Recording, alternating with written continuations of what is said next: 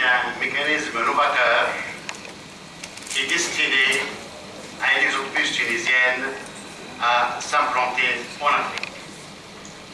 On peut se poser la question tout d'abord, pourquoi l'Afrique? Pourquoi pas l'Asie? Pourquoi pas l'Amérique? Parce que nous considérons, c'est notre conviction, que l'avenir de la Tunisie est en Afrique. L'Afrique est la dernière frontière de l'économie internationale. C'est une population d'1 milliard d'êtres humains qui, dans 30-40 ans, seront 2 milliards d'êtres humains. Ce sont 300 millions d'habitants qui vont se déplacer de la campagne vers la ville, donc vers le monde urbain, et qui ont besoin de tout. Les besoins de consommation sont estimés à l'équivalent d'1 milliard de dollars par an.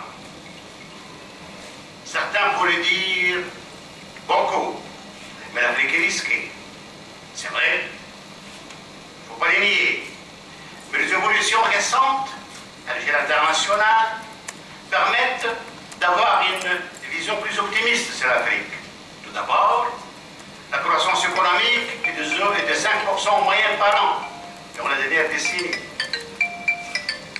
Ensuite, les fonds d'investissement trouvent le taux d'investissement le plus élevé en Afrique, minimum 15% des capitaux investis.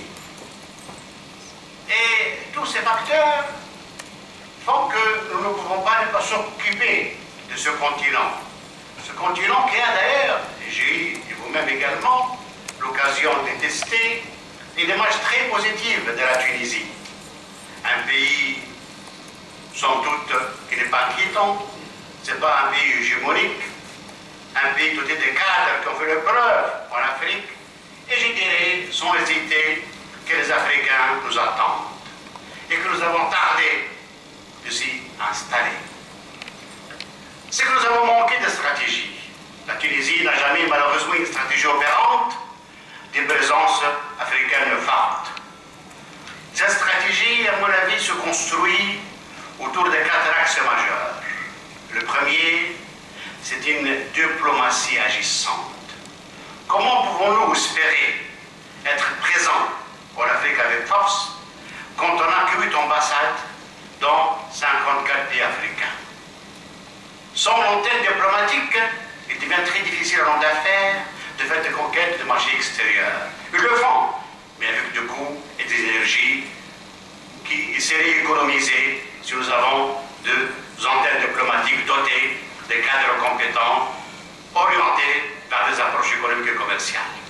Il faudrait que rapidement notre gouvernement installe et multiplie les ambassades dans les pays africains.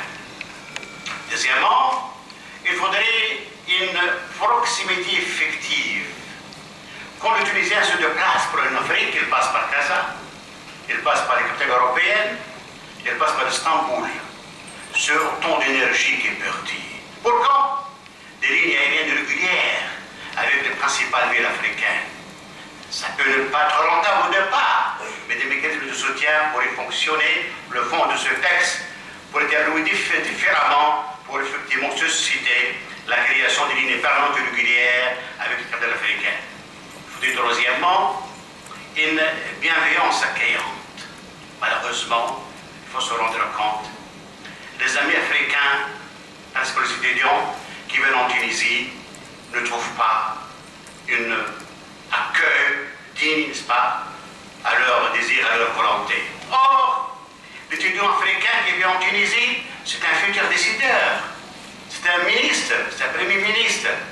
Vous ne pouvez pas imaginer le porte que ce gens-là peuvent ouvrir s'ils sont bien reçus en Tunisie. Le nombre des étudiants africains en Tunisie a baissé de moitié. Nous étions 12 000 étudiants africains il y a quelques années, maintenant il y a à peine 6 000 étudiants africains. Je pense qu'il faudrait une stratégie pour que ce nombre, on le porte à 30 000, voire plus, pour qu'effectivement on tisse des relations durables avec les leaders et décideurs des économies et des pays africains. Quatrièmement, et on ne peut rien faire sans cela, il faudrait une présence financière forte et il faut qu'on fasse nos banquiers notre mieux pas. Nous n'avons pas été à votre côté. Il n'y a pas de banque tunisienne en Afrique. Il y a des tentatives, et nous continuons à essayer. Inch'Allah, très prochainement, les choses vont changer. Mais dans l'attente, on ne peut pas rester les bras croisés. On a pensé créer un mécanisme qui garantisse des financements appropriés. C'est un fonds d'investissement qui est destiné à financer des investissements qui seront réalisés par les entreprises tunisiennes dans les différents pays africains. C'est un système qui a fait ses preuves partout dans le monde, un système que nous avons voulu en faire un outil souple et efficace et il vous sera présenté en détail par la suite. Parallèlement, nous pensons également à un mécanisme de garantie, parce que le risque politique, il est là, il n'est pas couvert par les structures de garantie tunisiennes, dont nous allons vous annoncer, je l'espère très prochainement, parallèlement à l'instrument de financement, l'instrument de garantie, comme cela vous serez en meilleure sécurité pour entreprendre vos opérations en Afrique. La Tunisie, comme vous le savez, a donné son nom à l'Afrique. La Tunisie peut être considérée comme étant la mamma de l'Afrique. Quand on dit mamma, c'est à la fois M pour musulman, A pour arabe, M